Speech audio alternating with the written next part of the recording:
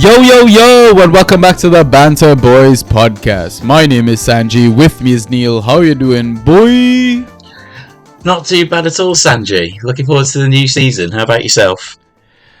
Pretty good. A little tired, not gonna lie. I think we're into like the final stretch of preseason prep. One of my drafts have already kicked off, a slow draft. Okay. I mean, work is hectic. Trying to wrap up all the Inside Trax fan series pods as well. Not gonna lie, I'm a little tired, but pushing through, trying to get to the end. But you know what? It's fan tracks managers like yourself, people like yourself that take time out of your schedule to come talk about your club and inform the community about how we can prepare for the season, right? So I think what we'll do is start with the fan introduction segment. Tell us your name, your Twitter handle, the club that you're representing tonight, where you're from, and a little bit about what you do. Sure. So my name's Neil. Twitter handle is Neil R. Cartwright. And club allegiance, still following, supporting, lamenting Wolves. But, it's great. It's a lot of fun. I say it's always got its ups and downs and everything, but as I probably said earlier on last year, compared to where we have been in the past, it's still an absolute trip sometimes seeing, our lot in amongst, mixing up with the bigger boys in the league. So, having a lot of fun with it. So also still based in London and still working over in broadcasting. Yeah, I listened back to our last year's episode, and one of the words you described it, being a Wolves fan, really stood out with me. Was you said the word roller coaster? Are you still on the ride? I think, keep your hands and feet inside the car with Wolves. Unfortunately, it could be either a magnificent weekend or you could be playing Southampton perhaps on a Friday or something, then quickly wanting to get through to Sunday. So it could be a weekend spoiler, but it's a lot of fun. It's the family team. We have a good time talking about how the squad's sort of how they're trying to get a squad together. Potential for the new season with Julian Lopetegui in charge, and see if we're going to have any players left to actually start the season with, or if we might be getting some fresh faces in. There's a lot of very excitable, very chatty Wolves fans online. I'm trying to do my best to avoid it at the moment. Yeah, I'm sure the fan base is a bit split in many ways. So listeners, welcome back to another Inside Track series. If you're new to this, basically what this series is about is we're interviewing Fantrax managers in the Fantrax community. Basically, each of the 20 clubs are being represented for the 23-24 season. And thankfully, Neil has graciously offered his time and effort to talk to us about everything Wolves. So the format that we're going to do for this episode is we have 3 segments. The first segment is a bit of a general discussion. We're going to talk about the impact of new manager or ownership, which is quite relevant in this episode. Yeah. Previous season's performance versus new season's expectations, old system versus new system. So kind of analyzing the impact of new transfers to the current system, expected formation and starting 11, impact of AFCON and Asian Cup. And then obviously we're going to talk about the Fantrax side of things. We're going to get Neil's first pick from Wolves, his next 3 picks, and at least 1 hidden gem. And then we'll end things off by picking his brain about how he does trades, how he plans his fab out, or maybe just lessons learned over his years as a Fantrax manager. Alright, let's get started then. So, before we get started with the whole new manager ownership stuff, when I get your take on it, I'm going to drop a bit of a catch up, I guess, for listeners who maybe weren't aware or forgot how your season kind of went. So, quick summary was you basically had 3 people in charge last season, right? Yeah, that's right. You started the season with Bruno Lage. He was there for the full 2021-22 season. Did fairly well, I want to say, but then had a really terrible start to 22-23. He only had a 13% win rate, which I guess was the reason why he lost his job. Ended up leaving around game week 9, which was October 2nd, had the club in 18th place. And then Steve Davis came in as caretaker. He was there maybe for like 7 games, had a very similar win percentage, and I think he was just there to like fill the hole in the sense, right? But Yeah. I mean, things got a bit worse because by the time you guys brought in Lepetegi, which was I think just after game week 16, you guys were sitting rock bottom of the Premier League. So then enter Lopetegui. I thought this was a fantastic appointment.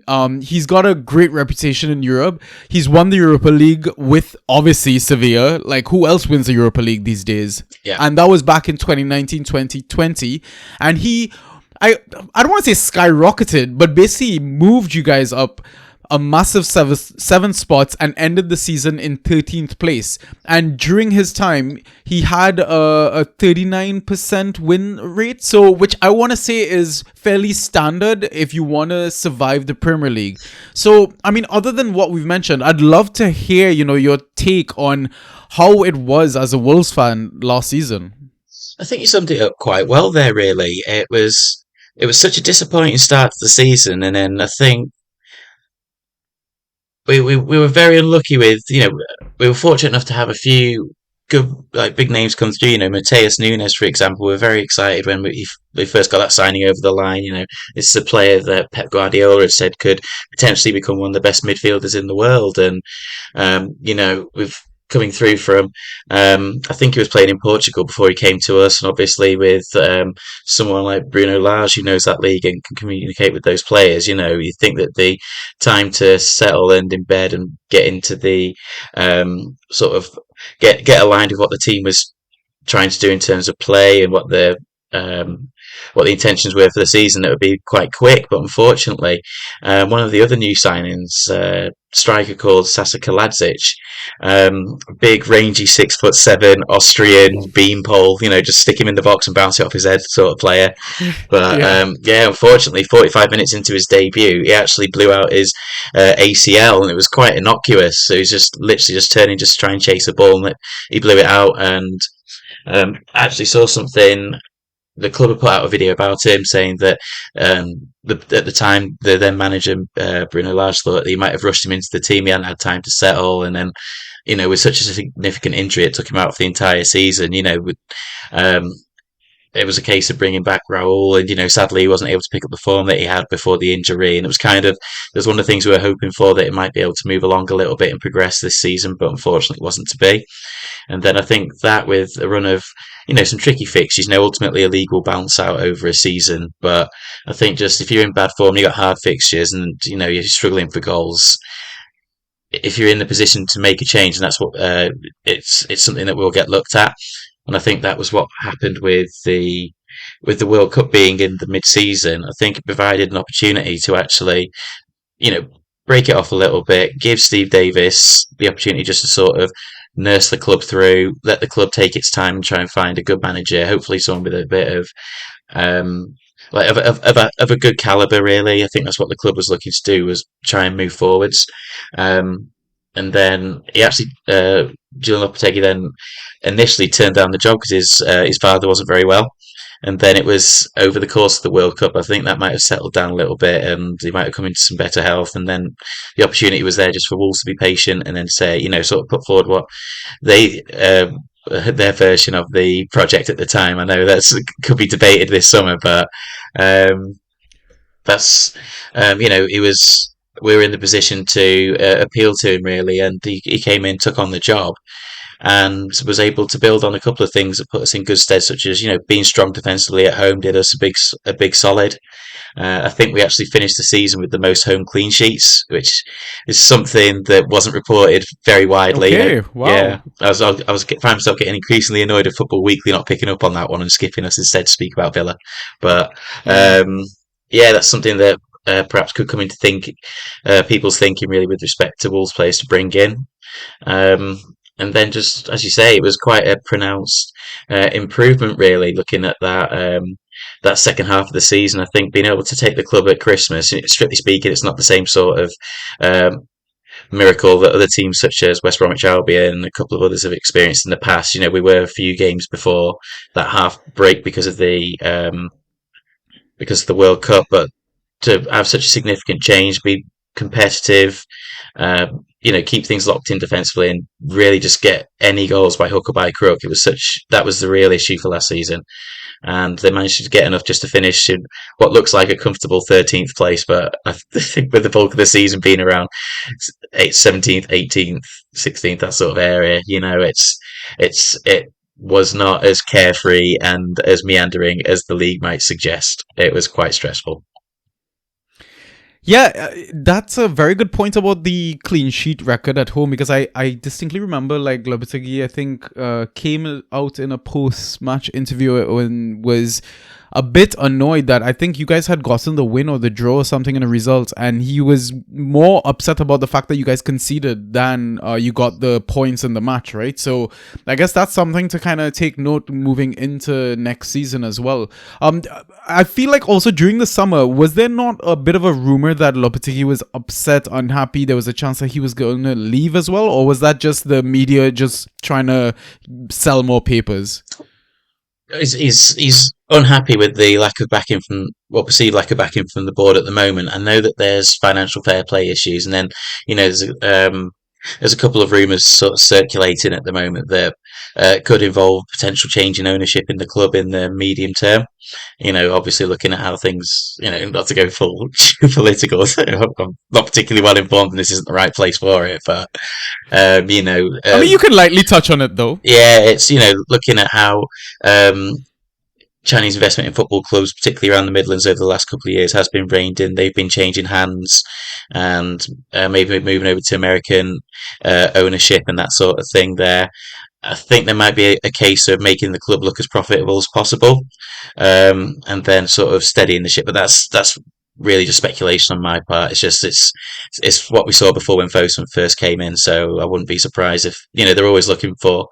Um, there's always interest in a small minority ownership or a stake being taken in the club. It happened with an American hedge fund company that was based out of San Francisco a couple of years ago, and I think they've got a few percent, maybe sort of 10, 15 or something there. But I wouldn't be surprised if that's something that was to emerge over the next few months. But then obviously that has an impact on how our manager is able to prepare for the season. And at the moment, we've had a lot of. I mean, we were always going to lose Ruben Neves, unfortunately. He's a magnificent servant for the club. And, it's just crazy to think that we had him and, Joao Moutinho of all people. Like, what a midfield pairing. And between them, I Yeah, think they probably played about 400 games for Wolves, so it's pretty wild to take that and then to crazy. have Yeah, those guys sort of move out the team. And, there is a lot of transition. I think a lot of the players that have moved that have been flagged, they weren't particularly present since Lopetegui came in. People like Conor Cody, he went to Leicester for 7.5 million.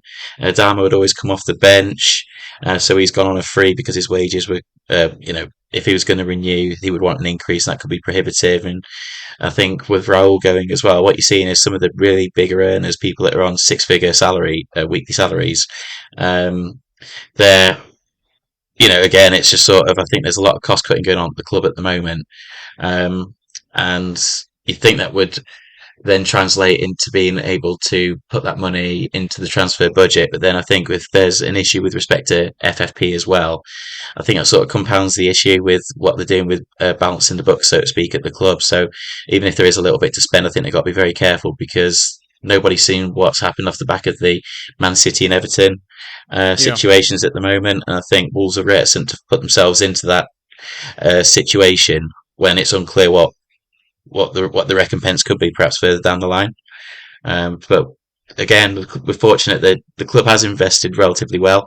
They haven't been in some younger players who haven't necessarily sparked off and sort of come out the blocks flying, but they are improving, they are getting better, and this should be the season now where they get their opportunity to really put a stake, make a claim for their own starting spots in the team, really. Okay, I mean that is very, very interesting to know, because I feel like the average fan would be sat there confused. Why is Wolves not spending? They're just selling players. So it's kind of good to get that insight. You get a better appreciation of the club is just not. It's not that they're doing nothing. There's other things at play, right? So okay, that's good. That's good. So in terms of we can talk about, I guess, the previous, touching again on the previous season performance, there's one thing that stood out for me that was quite concerning was you guys scored the fewest goals in the league, 31. Yeah. And I noticed also that Lopetegui has a habit of making halftime subs, and it's such an annoying thing as a Fantrax manager. If you want to grab a Wolves asset, it's like, who do I trust? Because even if I start someone, they're probably not going to last more than 60 minutes.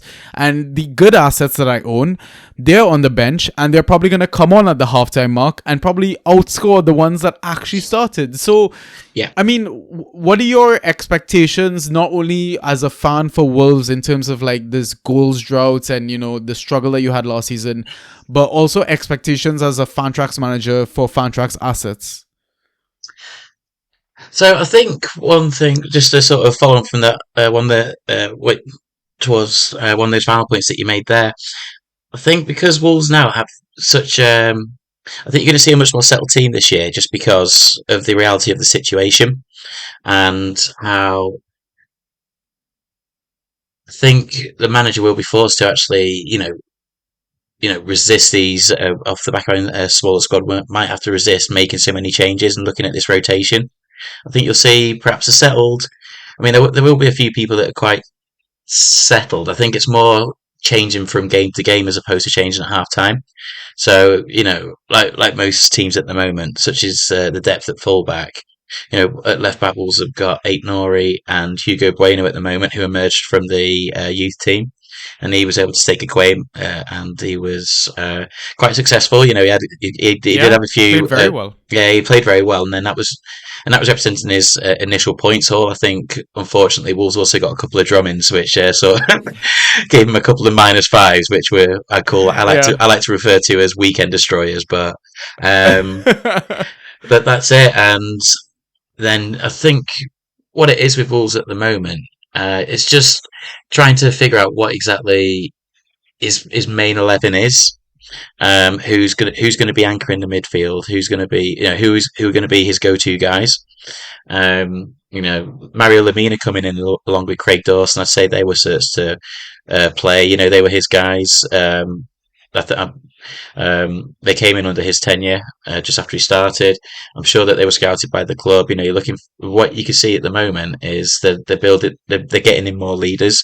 So I think there was always the awareness that we will be losing players, not just like Neves, who was club captain, and Cody, but also older heads such as Joao Moutinho and Raul Jimenez. These are guys that have either they were with Wolves in that first Premier League season, and I think that's pretty much any sort of connection to Nuno is now out of the club, really, barring maybe Max Kilman, and that's about it, really.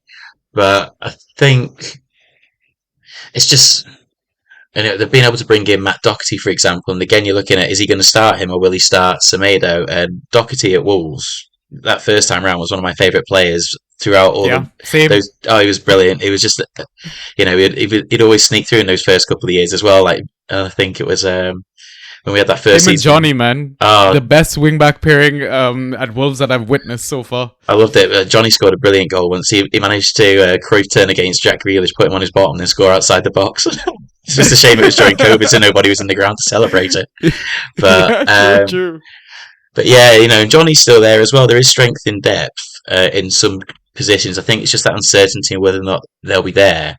That will translate into not necessarily how they carry themselves, but will certain players be match ready? Will they be there? And we're only going to get some clarity on it once the transfer window is closed itself. And I know with the league starting on the 11th, there's going to be a lot of question marks. A lot of people are sweating Harry Kane at the moment whether or not to drop a first round pick on him. But with my gold rimmed glasses on, looking a bit like Elton John with Wolves. But I'm just trying to figure out which kind of if I'm going to be picking Matt Doherty or Semedo, perhaps as one of my Wolves guys to pop in the team. Interesting. All right. So now let's talk about some of the transfers that have happened at the club since the last summer window through January and into the present one. So Nathan Collins came in last summer, but he now left this summer. He's at Brentford. What went wrong? Because I thought he was decent. He did. He came in. He looked very good. He played very well. He was unfortunate. I think, if I recall correctly, he actually had a red card. I think he'd gone in on a high tackle against Grealish for City. I think it was, and then I think that's correct. Yeah, I think that was right. Um, and then he was able to come back in the team. But then again, I think it was just a case of Lopetegui was just sort of consolidating on leaders and being able to get Craig Dawson in and put him in next to Kilman, who's that left-sided ball playing defender. I think that made it quite difficult for Collins to come in and maybe have an effect on the team. And, it would be rare for him to start games in place of Craig Dawson. Just as I say, just having old heads on the pitch. Really, people who have been used to slugfests. If it's be it with, I think he was at Albion, but also with West Ham and teams like that. He's used to really having to dig in. It's that kind of nous. It's that kind of fighting spirit, for lack of a better term, that we were lacking, unfortunately. And it's not necessarily something that translates into goals, but if you're not conceding, you stand in a better chance. You can for a bit of a smash and grab result against someone who's above you in the league, which is what was quite necessary at that point in time. The same with, and it was a shame as well with Collins because he is very highly rated, and you could see it when he played for Ireland. He'd be inclined to get the ball down, he'd break the line, he'd run forwards, and be looking for forward passes. I think it's just unfortunate, for us looking to get some money in there just to offset the FFP, and to be able to flip a defender that you've had for one season to get 3 million profit on it. I think it was just something that I wasn't necessarily ecstatic about it. It's always a shame to sell a prospect, but I think with the way things are at the moment, it's telling of where the club is. Yeah, for sure. Okay, what about Gonzalo Guedes? Oh, who? The Invisible Man? Yeah, I mean, he came in with a lot of high hopes, I think, by some managers in our community. But yeah, you're right. As quickly as he was in, he seemed to just disappear. Yeah, by all accounts, I don't think he settled very well. Which is surprising because the club's known for actually being quite hospitable, being quite welcoming for new players and families. With that core of people like Neves and Moutinho. These are old heads that are respected. They've played in teams together, been in national teams together. I think it just sounds like it wasn't for him over here. Unfortunately, though, the caveat for that for us is that we we committed to a £30 million spend over the next couple of years on this guy. And to spend 30 million to then loan him out to Benfica, it does smell a little bit of Uncle George's handiwork. But it is a shame because he is a player that I had been aware of for a few years, and I was very excited when he first came in, and he did look quite good for the first couple of games, but it did taper off, and it's just a shame that it hasn't worked. And now he's actually had an ACL injury as well, which has made selling in the summer very difficult. Wow. Yeah, Yeah, and I think the intention there is I think he's still in Portugal and rehabbing over there, so I think the intention is maybe to loan into Benfica if it's viable on that side, but. There's not even been a mention of him from the club. So. Okay, interesting. Next name, Matheus Nunes. I want to say he was one of your more dependable assets last season. I remember he scored a wonder goal versus Chelsea, my club. It's Van Basten-esque, wasn't it? Yeah, and that also seemed to have given him a bit of extra life in the season as well, because I feel like his Fantrax performances elevated by a few more points on average. Yeah, I think after he it was around that time, I think they started playing him actually in a more of a wide position because Wolves are actually moved. We'll cover this a little bit in a few minutes, but switching to that back four, which is something that Large tried to do the season before. With a little bit of success, but ultimately you're sacrificing that defender to have an extra attacker, and if you're not scoring goals, then it makes it all look a little bit redundant. But I think when he was initially playing, he was maybe there as part of it. He was there to sit and sort of bring the ball forwards and break lines through the middle, look for forward passes. That's not really his game. He's more box to box. He's quite dynamic, and I think they're able to utilise him by just sticking him out wide, really, and knowing that he is good enough on the ball that whilst he might not be putting crosses in all the time, he is able to elevate the team up the pitch and look for quick passes to get the ball sideways and try and create goal scoring opportunities, and then being able to get that one goal. Certainly spiked him, and I think after that you were looking at maybe 7, 8, 9 points per match, really, and whilst that's not going to be Uh, that's not exactly spectacular. At the end of the season, that can be the difference in the playoff place if you've got somebody who's doing that as opposed to an injury or a free agent that you're taking a punt on. Um, so I was quite pleased, and I'm looking forward to seeing what he can do next season. To be honest. Yeah, another player that I'm looking forward to, hopefully he's going to play next season, is Sasa Kaladzic. Yeah. I hope I got that pronunciation on point. It's but I'm assuming he's back fit again. Is he been playing preseason? Yeah. What's the latest with him? Yeah, so he actually started tonight against Luton, and that was a 4-4-2 with Fabio Silva.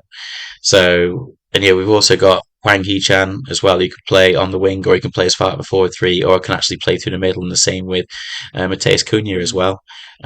So there is some options there. It'd be just nice to see people be able to nail down these positions, and he's certainly one of those players that I'd like to see given the opportunity, because he offers something so significantly different to the other lads who are good at running the ball, rotating around each other, that sort of thing. Whereas this guy's going to is intended to be our box striker. We want this guy to be playing as if he's a 9. We want him in there. We want him winning headers. We want him flicking the ball on, staying central, and then just the team working around him. You could have Mateus Nunes, who's capable, as we saw from that goal we mentioned before, of. He can strike a ball well. Maybe you can get a knock on from him to the top of the box or something like that. It's a case of keeping him fit, really, and making sure he can manage through his pre-season. I mean, now I've said this, I don't want to have a look on Twitter. I would be surprised if his legs falling off while we're talking. But yeah, that's it. He bows very well. Okay. So next name on the list, Boubacar Traoré, or as Lopetegui calls him, Bouba. Bouba. He had a bit of a injury-ridden season. He was in and out of the squad quite a lot. But the way the manager sometimes spoke of him, it seems like Boubacar has a lot of quality and maybe warrants a starting spot if he can stay fit. Yeah, absolutely. I mean, we got him through. I think it was it Metz, I think, from France? Yeah. That's right. So when he first came through, we had him on loan. There was an option to buy at 8 million. I think the intention was always there to take it. And I won't be surprised if, I think I'm remembering this correctly, but true to Wolves form, we make it permanent, offer the 8, and then his legs fall off.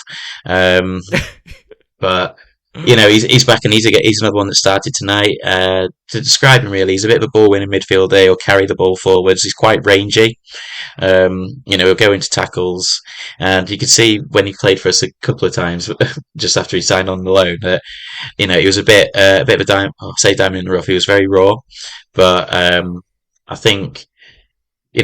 So the story goes, we had a cup match, and he'd been trying to strike balls from outside the box all week in training, all this sort of stuff, and the play, like the management, like getting into him, telling him just to calm down. And then it drops to him in the match. He sticks it in the top corner from outside. So there's definitely a player there. I think again, it's having this with all these lads.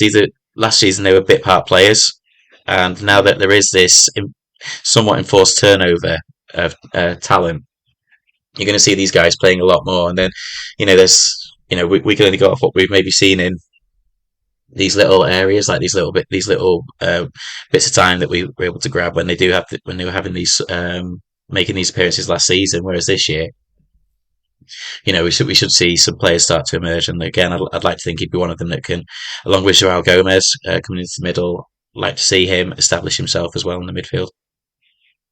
Okay. I guess the final name from last summer's window that I was actually so excited that you guys had signed him, Diego Costa. Oh. I couldn't believe he was back in the league.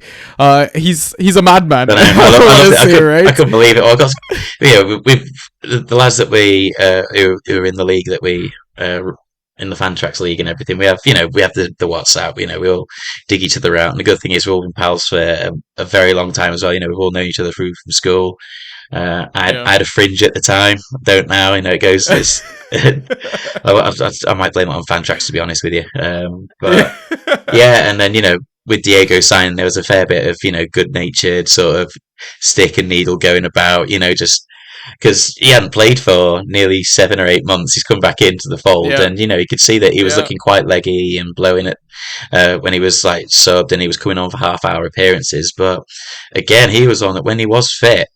Towards that end of the season, I'd say his contribution was quite invaluable because again, it was old heads. It was people who know how to grind out wins, people who know how to maintain. Even if you're in bad form, how do you how do you get results? How do you get points on the board? And he's one of these guys that can certainly do that. And that fighting spirit, I'd say it's infectious. If you've got younger lads in the team and their heads might be dropping if you've lost two on the spin, who better to have in the dressing room come up and grab you by the collar than Diego Costa screaming at you that he's your best mate, but if you let him down again, he'll eat you. So yeah, I mean, do you remember his signing video? Oh, it was brilliant. Yeah, I saw an outtake of that as well. Like one of them barked at him. He didn't. He couldn't have gotten out of there quick enough. It was quite funny to see. Oh, yeah, he's a real character to have around, man.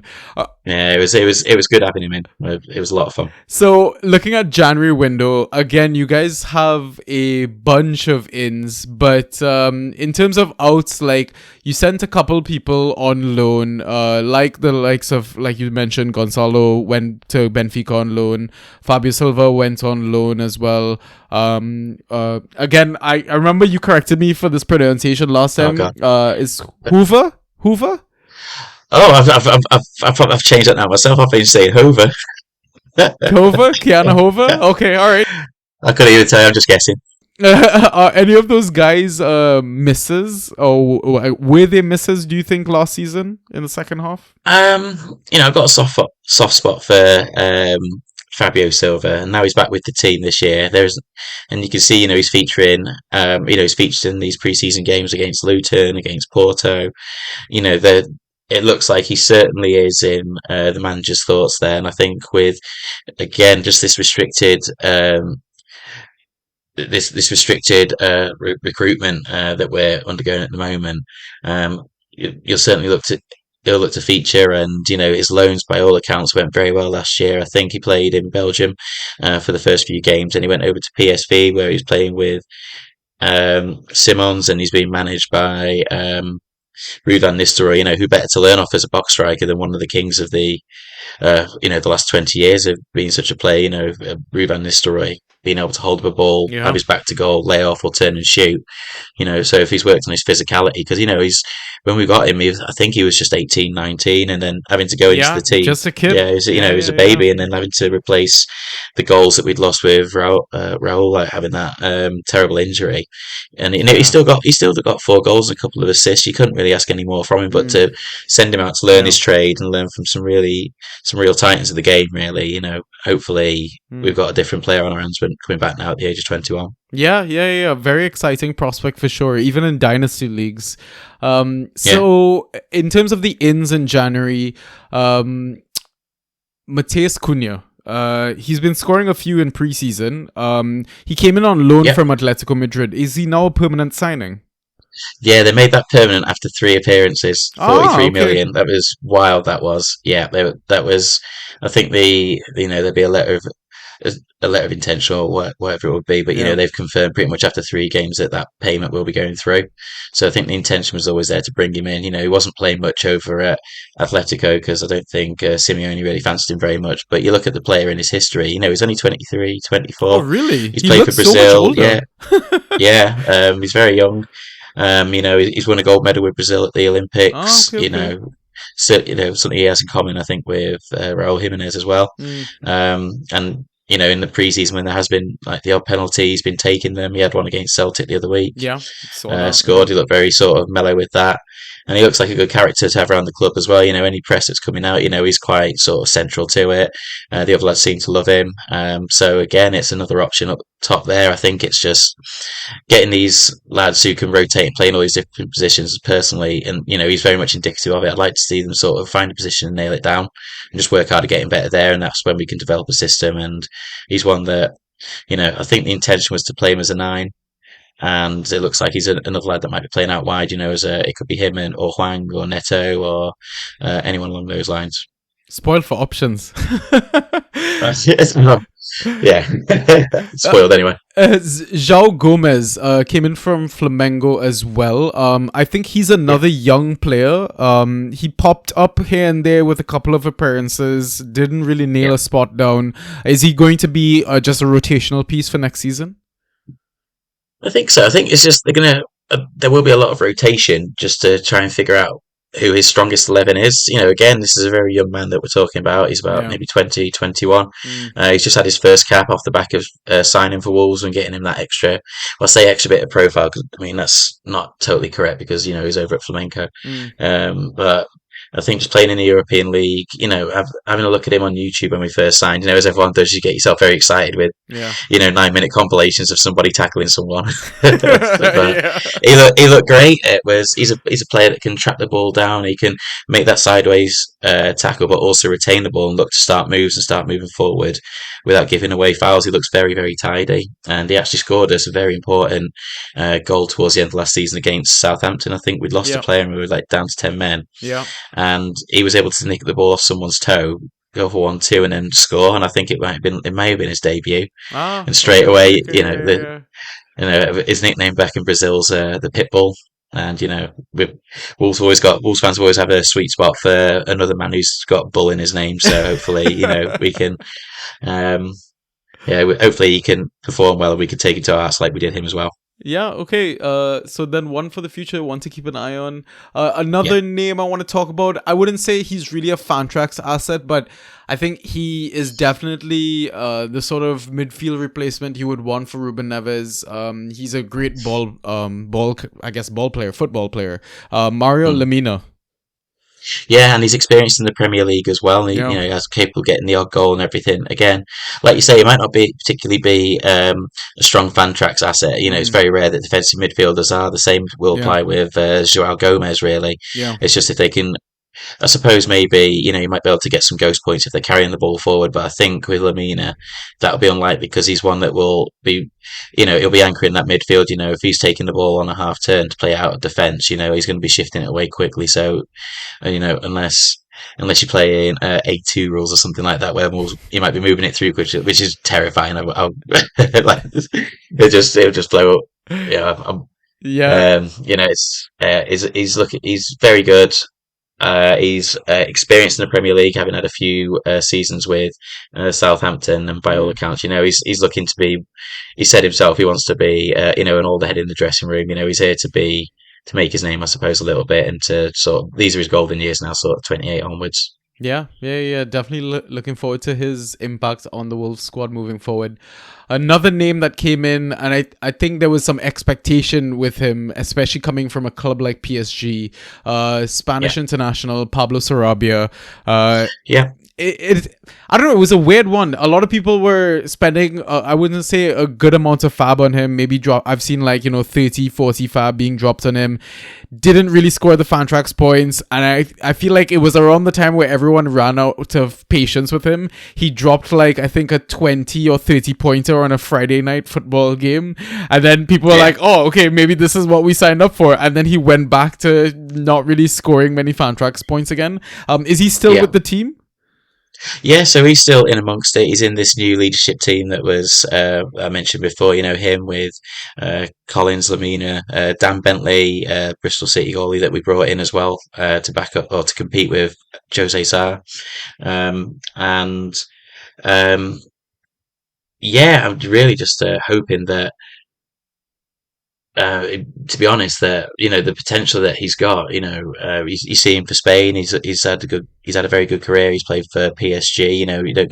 They don't sign people, on a half chance. Really, there will Yeah. be something there that's appealed to them, because if they're playing well, they're selling t-shirts. Yeah. It's a big, it's a franchise, isn't it? So Yeah. if you're being picked for that sort of team, you've got to have something about you. The fact that we were able to get him for about 5 million as well, Mm. really good value. We're just hoping that he can be that Fantrax resource. Really, I think it depends if he's getting regular games. There might be a bit of rotation. I think if we're playing 4-4-2, he might not be as likely to start. I think if we're playing maybe a 4-2-3-1, for example, so he can operate as a 10 behind a striker, he might be quite useful. Then you're looking at assists, and maybe he might. I think he's a bit of a dead ball specialist, but I've not seen him. take it myself. I know that outside of that penalty for Spain, but I'll say specialist. But yeah, it's again like it's a similar, it's a recurring theme with a lot of these players with Wolves. We haven't seen the best of them yet, so it's Okay. hard to really put down, outside of the obvious, perhaps, fullbacks, where the points are going to come from. I Yeah. think a lot of it's going to depend on the fixtures that we have at the start of the season, Yeah. and if Mr. Lopetegui is sufficiently happy with the backing from the board. So there's a lot of just sums up Wolves in general, really, over the last 18 months, and what we're looking into this season is a great big question mark, really. Okay. So, I mean, we're still not through all the transfers, but I'm starting to understand that, maybe you guys don't really need to sign anyone, and maybe, Fantrax managers or even fans in general shouldn't be too, I guess, upset, because maybe just give Lopetegui some time, figure out his best, like, let's say 22, 23 players from the Yeah. depth that you have, right? And, we could genuinely be surprised with regards to how Wolves performs next season, right? Because it's no easy feat taking you guys from 20th to 13th, right? And Yeah. you mentioned a name that also had a positive impact on both the team performance, and I want to say was a great Fantrax asset for a few games, Dan Bentley. Is he gonna start? Like, what's up with him and Jose Sa? I think it's just looking, well, Lopetegui's background himself is actually as a goalkeeper, and typically all goalkeepers that become good managers, they're typically the ones that spent a lot of time on the bench as the backup goalkeeper. Yeah. So, I think what you're looking at there then really is a man that, he takes the goalkeeping side of a club very seriously. Wolves themselves just lost their goalkeeping coach, Tony Roberts, to AC Milan, who was very well regarded in the industry. Mm, And he's actually handpicked his heir apparent to come in, a chap called Neil Cutler. And he was the goalkeeping coach over at Aston Villa. okay. So he works very closely with Emi Martinez, people like that. And um, I think, he's going to slot in. He's local as well to the area, so he appreciates, what the club's all about.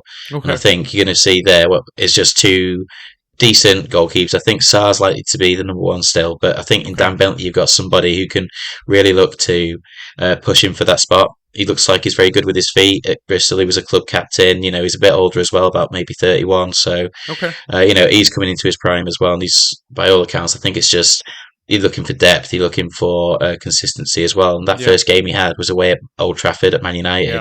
and that could have been an absolute thumping. But I think you were looking at maybe 6, 7 saves. And like you said, I think he took about maybe 15 points that game. And Yeah. watching it on Match Yeah. of the Yeah. Day, Yeah. all it was Dan Bentley just saving shots, holding onto the ball, Yeah, beginning that's the thing, plays, that holding sort of on to the stuff. ball. Like, I felt like that's what drew my attention immediately, is like, he wasn't like parrying the ball away like Yeah, any other keeper. He was catching more than anything. And I mean, I'm not a professional footballer, but I've played football for a bit, and I know even playing in the back line, if you have a guy at the back that fills you with that level of confidence, it's just gonna resonate throughout the team, right? And the team's just gonna perform better absolutely. after that. So But that's it, because if you've got confidence in your goalkeeper, you're not having your defensive line drop so deep. You're looking to move the ball forwards, and players will take chances. Players will try to create opportunities. Instead of being safe and passing sideways and maintaining possession, they will be looking for a quick switch pass across the pitch. They will be looking through a nice a lifted through ball, something like that, over someone's shoulder, and try and get someone to break and run onto it, knowing that if it doesn't come off, they can commit, and it's not going to. You haven't got someone that isn't instilling confidence, is flapping at the ball, that sort of thing. So, but again, the same with Jose Sa. He's been very, very good for us the last yeah, couple of years, particularly in his first season. That's another man that makes a lot of saves, can save penalties. yeah, So I think it's just having, yeah, and then these are things that consequently, this is why players, goalkeepers at teams like Wolves, teams like Fulham, you know. Where the goalkeepers will be busy, and that if the goalkeeper is good and they are making these saves, that's when they become big Fantrax assets, really, because it's very rare that anybody routinely carries 4 or 5 clean sheets in a row. So you're looking for somebody who's capable, and that's where the value comes in. yeah. Okay, finally from Jan, Craig Dawson. We know he's a great defender, has Yeah, definitely a few goals in him from set pieces. Is he going to be a starter for you guys? Are you expecting? I think so. Yeah, I think they're looking at it. I think Kilman will be starting as the captain on the left side, but I think he's paired up quite well with Dawson. Some fans have been calling him Dawsinho, but but yeah, again, like you say, this is a very experienced, battle-hardened defender, knows the league and what it takes to get results. And it's, with some of these, particularly in the midfield, a lot of these players are very young still, and I think they are going to need someone to just sort of manage games a little bit. Someone who will be able to maintain a good working relationship with the manager and not, if it's not going right, not slink off, getting a huff like some of the captains might do. But yeah, it's something. He brings a lot to the table, and we certainly got the benefit of him joining the team last year. I love that cheeky jab. So I wonder what you're talking about. so moving on to the current window, the only in I'm seeing at the moment is Tom King. He was a free agent. Is this some youth player? So he was a League One goalkeeper. I think he's there basically just as another backup. Okay. Back up your backups, really, that sort of thing. He's a very experienced goalkeeper. He was well regarded by the old goalkeeping coach, and I think he's just someone there that might be working with some of the younger lads as well. So it might be similar to that Paul McShane role at Manchester United. We Okay. have a senior pro that might go into the reserve team a little bit, and then if we need him, if there is an injury, we're not necessarily having to recall a youth goalkeeper or a younger lad from a loan where he might be playing and sort of derail his season. I think that's kind of where we're at with him. Okay. And I mean, we pretty much touched on the outs, right? Like Diego Costa, Nathan Collins, Raul Jimenez. But I think the one that really is the saddest one to see is obviously João Moutinho as well, right? I know, A yeah, bit of a Fantrax legend, heartbreaker. a legend of the club. Honestly, like fine wine, he just aged so well, and just I felt like Yeah, season after season he was just fine. He got better. Like there was no decline to his performances. yeah, that's it. It was just someone that was, I think, by all accounts, I think it ended a bit poorly between him and some of the upper management. There wasn't. I don't think there's been too much said on the website about it. I don't think he had the opportunity to really sort of go around and give everyone a wave. I think it was the last home game of the season. Lopetegui actually dropped him Mm, because he said like his head wasn't in it. So it just sounds like, unfortunately, it didn't end quite as you know the way it ended with Ruben Neves, for example. We didn't quite get to say goodbye, which is a real shame because he yeah. was magnificent for the club and just it showed at the time. It was such a statement signing for us. To be able to get someone of his caliber at the age of 32, and this is a pretty. His game isn't necessarily about movement on the turn and running the ball. It's about controlling the game and sort of, you know, working on that pivot, working as lamentable as it sounds, as if he was a quarterback, dictating play and that sort of thing, and also being a wise old head, as a mentor for Ruben Neves. This is a player that was built up and then he's over 100 caps for Portugal, so to lose that experience and such an important figure behind the scenes, along the lines with Cody and that sort of thing, it shows that the club's certainly moving in a different direction. But as you say, it is a shame because he was absolutely superb. Yeah, yeah, definitely. Okay, so now if the season was starting tomorrow, what would be your expected formation and starting 11? Think expected formation. I personally think that we might be stronger in a 4-2-3-1, but I know that he's trying to play two strikers, so I'm actually anticipating a 4-4-2. Okay. Which is rare. If he was to put in a midfield diamond, we'd be rolling it back to Championship Manager 2001. Be all over that, but I think that's wishful thinking. But yeah, just looking at the rough formation, Sarr in goal, maybe Hugo Bueno at left back, Mm-hmm. Dawson and Dawson Kilman at left centre back and right centre back respectively. Semedo out on the right. Okay. Nunes out on the right. I think that's how he started today, and then the midfield will likely be Lamina, perhaps maybe Joao Gomez. Okay. Left wing we might see Sarabia, Mm-hmm. and then up to or Cunha perhaps or Wang. They're quite Yeah. interchangeable. So maybe Wang actually he did take shine to him at the end of last year. He played Mm-hmm. a lot, and then up top. Oh, Pedro Neto. So how can I leave out Pedro Neto? Wonder Boy, Star Boy. Yeah, But yeah, yeah. yeah, actually, yeah, sorry. So I'll change that. Be Pedro Neto out on the left then, and Nunes on the right. That midfield then will be um, Lamina and maybe Joao Gomez or Boubacar Traore. I'd Mm, have thought one of those two could be mm. in there. And then up top, you might be looking at two of either Kaladzic, Fabio Silva, or Mateus Cunha. Okay. All right. All right. Um, So AFCON and Asian Cup playing middle of the season. Which players are you guys going to be missing? I've made a note here. I should have double checked this a little bit more, but from everyone that we've mentioned before, the only ones that come to mind really are Wang and Boubacar Traore, he's going through. He captains the under-21s for Mali, so I think in all. It'd be quite likely that he might be integrated into the travelling team for the Afcon, but I think otherwise I don't think we're going to be too far impacted by it.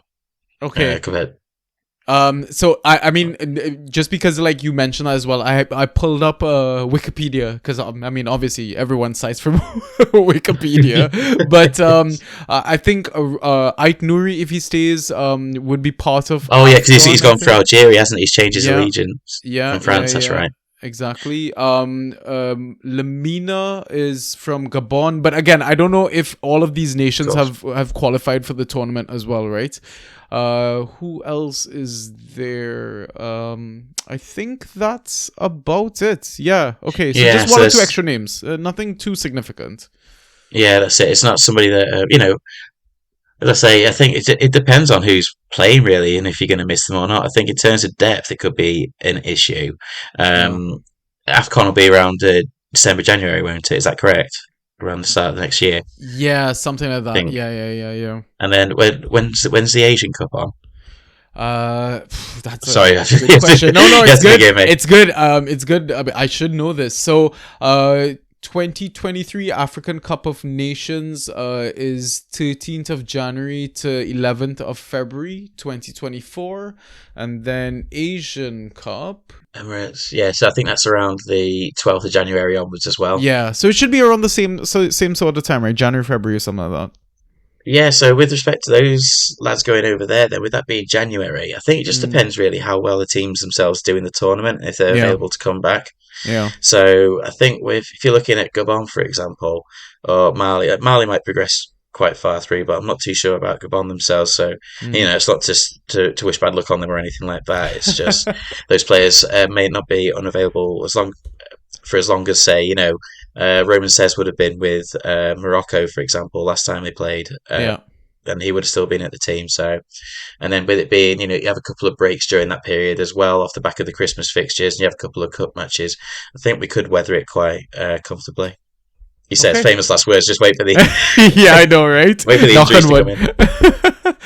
in. Okay, so now, are there any other assets you want to talk about, or shall we move on to the next segment? I can move on. All Yeah. right. So now let's talk about the segment where everyone is really focused on the fan track side of things. The listeners want to know who's your first pick from Wolves. The first pick from Wolves is the much forgotten, criminally undermentioned by myself, Pedro Neto. I Yeah. think you can't look beyond him really. The fact that I put him down as my first pick and then forgot to name him on my Wolves 11 it shows how I well mean, my season went last year. I mean, listen, I drafted him third round as well, right? So I'm quite high on Yeah, Pedro Neto. I know his capability. I know his potential as a player. for sure. I think even when he came back from his injury and he was playing with the youth squad, he was performing well, scoring goals here and there.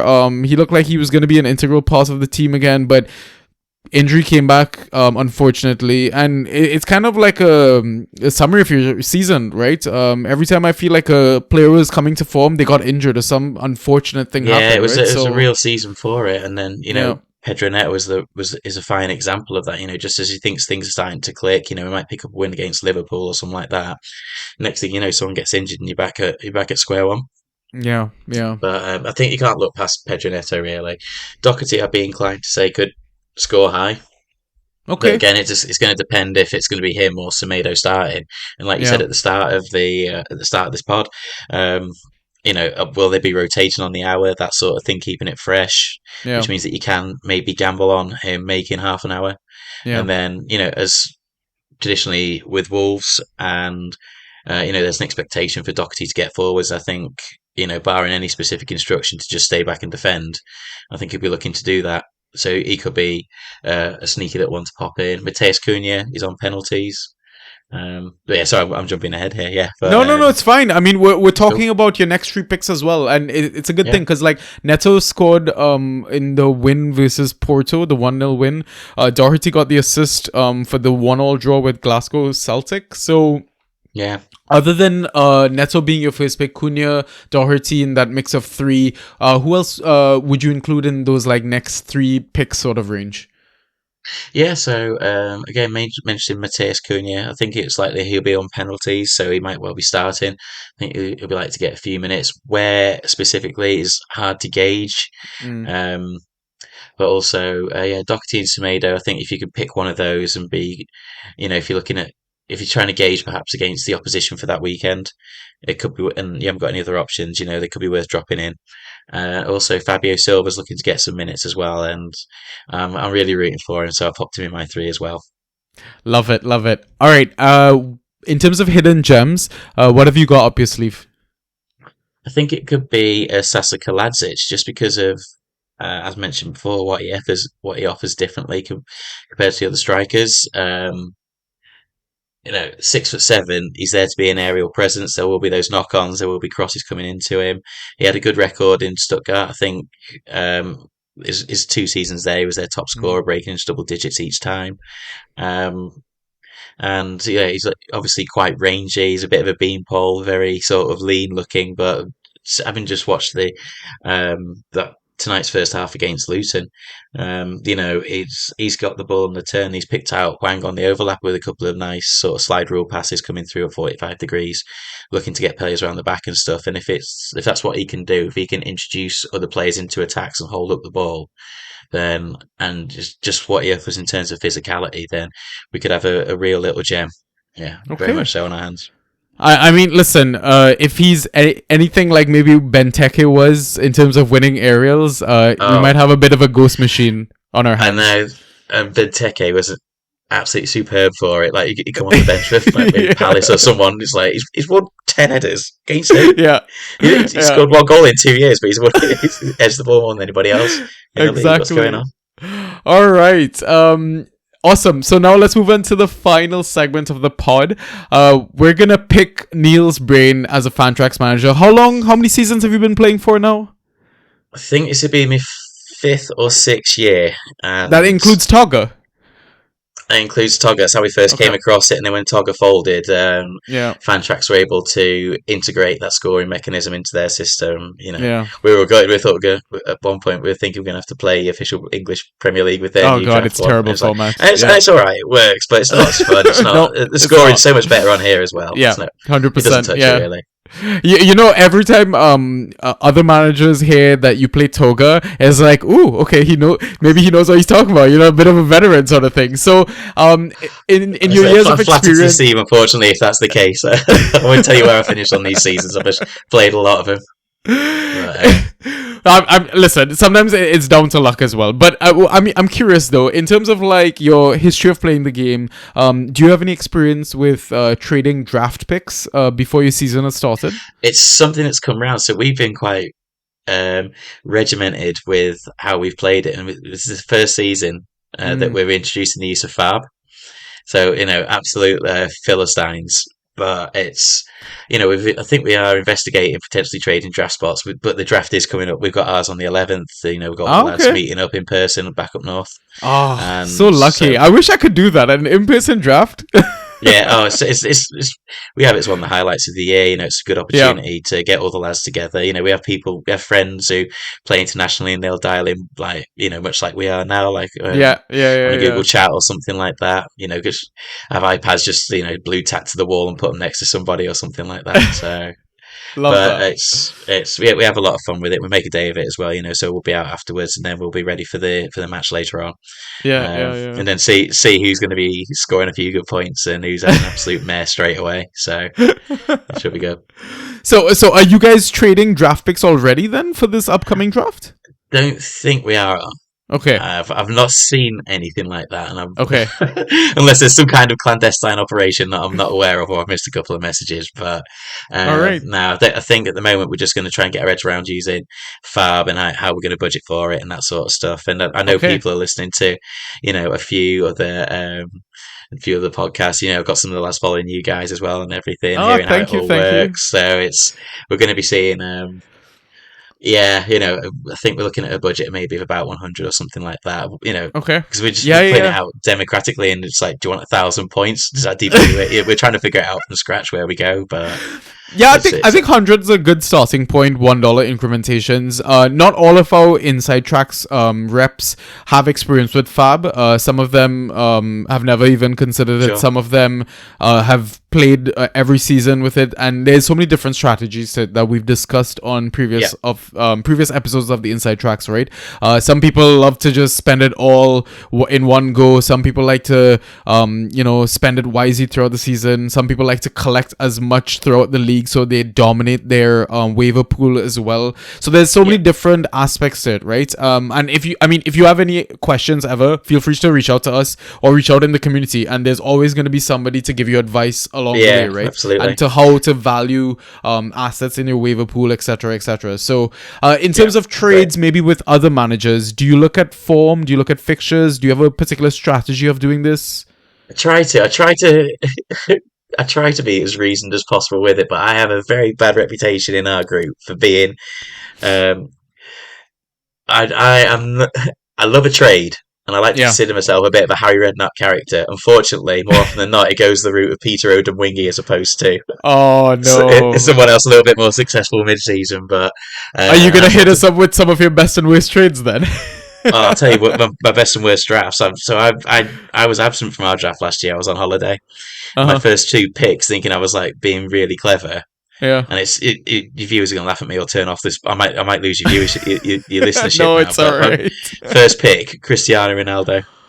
Wow. Okay. All Thinking right. I was being quite smart because I knew it was quite contentious and all this sort of stuff. I Yeah. was like, you know what, there might be some fire in his belly. We'll get him on there, and Yeah. he'll be like an angry Wayne Rooney or something. And the wheels just came off so Yeah. significantly. Yeah. Yeah. And Yeah. by all accounts, the lads back in England absolutely creased up. So I forget where I was in the draft, but there was a few good players still left there as well, like maybe Yeah. seventh or Yeah. Yeah. eighth Yeah. out of a league of 12, Yeah. and just you just see like all these like top players go, and it's like there's a bit of a pause, obviously a bit of latency issue with me being in a different country and that sort of stuff. Yeah. It just comes up Yeah. with Cristiano Ronaldo. A lot of them thought I was taking the Mickey. The messages are coming over, but yeah. So I think this year, just with respect to um, trades and that sort of stuff, I mean, you've got to look at, for me, you've got to be looking at fixtures that are forthcoming, that sort of Mm-hmm. stuff. And if that play, maybe where people are only going to take a trade if they're either going to Mm-hmm. get one up on you or if there's a mutual benefit there, where you can be Yeah. a bit reasoned with it. But Yeah. that's the fun bit about the game. And the thing is, I'm so rash with it that I just enjoy trading a little rush, and you get like you get really excited, and then next thing you know, he's terrible. You've ruined an entire game week for no reason, and the lad that you traded goes on to score like maybe 10, 15 points or something. But Yeah. it's Yeah. the fun of the game, isn't it? So I do enjoy Yeah. it. Exactly, exactly. So what about lessons learned over the past few seasons that you're maybe gonna take into this season, or you want to share with both new and old managers to the game? Sure. Well, I know that the lads from our league are currently shouting while they're listening to this, saying, "Don't trade." Like they're all. Oh, just I've really made a rough move back over the last few years with that one. Yeah. But I think otherwise, lessons learned. Really, I think you just want to. I mean, goalkeepers perhaps is a good one. Mm, Looking for being confident in goalkeepers from lower teams that might be making a lot of points. Sticking mm, with them. Jordan Pickford, Everton at some points last year really really struggled. yeah. And I know they took a couple of thumpings as well, but he's Mm, a player that could, on his day, get you a few points, yeah. that sort of Yeah. thing. So just look at your goalkeepers, look who's making saves, look at teams that are keeping clean sheets, and then see what kind of impact their goalkeepers have in there. If is this a goalkeeper that's in red hot form, getting them over the line, or is it as a consequence of defenders, a strong back line? I think what else? You've got to be looking at fullbacks. As Hmm. some of your core players, maybe second or third round, perhaps you need a very strong fullback. Kieran Trippier last year was just out of this world. Yeah. And for him, I think it might have been maybe Haaland, Kane, and Tripp, wasn't it? Maybe the Yeah. top three, Yeah. something similar Yeah. to that. Dead on. Um, Yeah. um, I didn't even have on the screen. I was just guessing. Can you believe it? Oh no, I think it might have been Kane Holland, but there was like a Yeah. 0.25 point difference or 1 point. But Oh wow, top really? three, that was yeah. But that was basically your top three, right?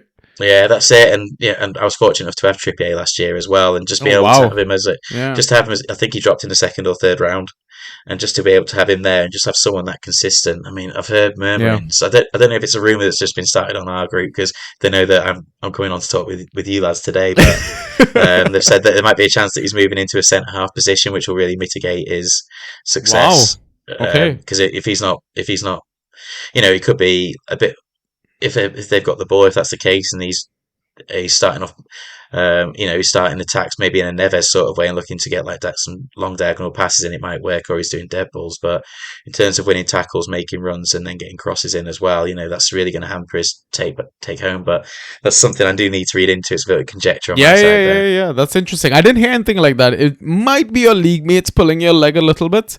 I So certainly hope so because he's on my list. yeah, I don't want to because make myself silly. I still expect him to be on set pieces, corners, and get Yeah. a lot of key passes from them. Right? I think he took like over 100 corners for Newcastle last season. Wow, really? So yeah, Okay. some ridiculous number. I found a thread online, and now if you play FPL as well, a lot of the content that community puts out, there's a lot of useful metrics that can be applied to Fantrax as well. Yeah, And I sure. feel like they Yeah. use more metrics than they need to, whereas we actually end up using too many metrics, I want to say, but that's what makes this Yeah. game fun, right? So I mean, listen, I would still stick with Trippier as being like maybe a late round one, early round two sort of pick. Yeah. But are there any other lessons that you'd apply?